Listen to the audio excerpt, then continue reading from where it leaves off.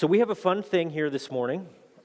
Back at the beginning of the year, we were doing, and you could still do it, we were passing these guys out the Hebrews 11 challenge. So we have a lady, she's done, okay? She's done all 11 chapters of Hebrews, or not all 11 chapters, sorry. All of Hebrews 11, which is 40 verses. And as kind of a gift and a prize, we got her this thing. It's a Yeti mug. So she's going to take it home after this service. She gave it back to me after first service. So Karen, if you want to come up here, we'll give you your mug again.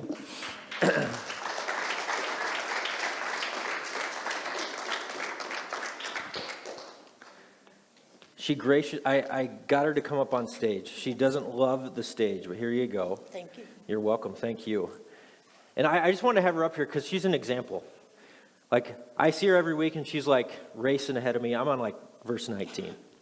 Okay, that's where I'm at. I'm slowly making my way through it. But I just think, what a cool testimony.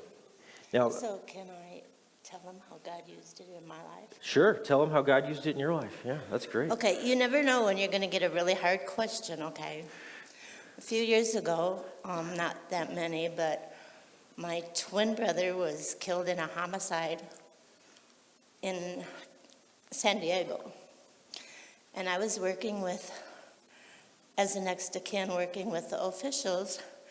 And one day they called and they was giving me kind of an update. And they said, well, you know, this meets all of the guidelines for a death penalty case. And I need to know how you feel about the death penalty. I was just stunned. And I kind of said, well, sure, you know, I don't care. And he said, no.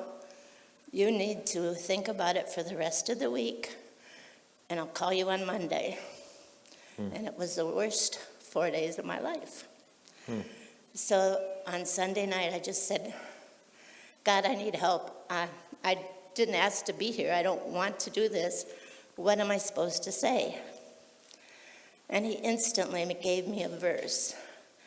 And it was, when they made their threats, he did not retaliate.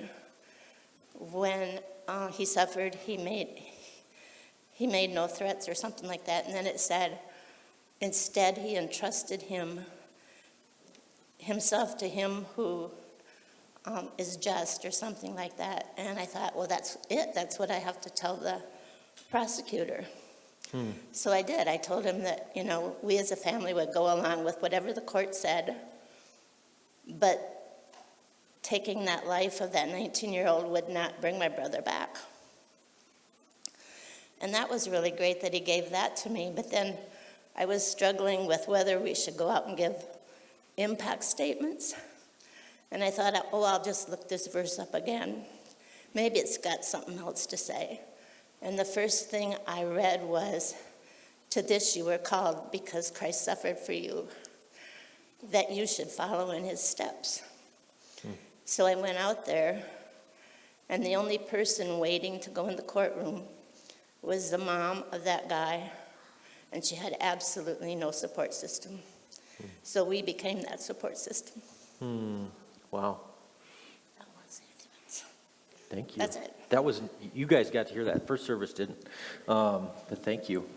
So that's just how memorizing God's word has been a strength to you. Yeah, but when you're nervous, you can't remember it. When you're nervous, you can't remember it. Yeah, But that's okay. That was kind of a hard time, but it just kind of makes you know that God is real, and nobody has to tell me or try to convince me that the word is inspired and workable, because I lived it. Awesome. Well, thank you, Karen. Thank you. Congratulations.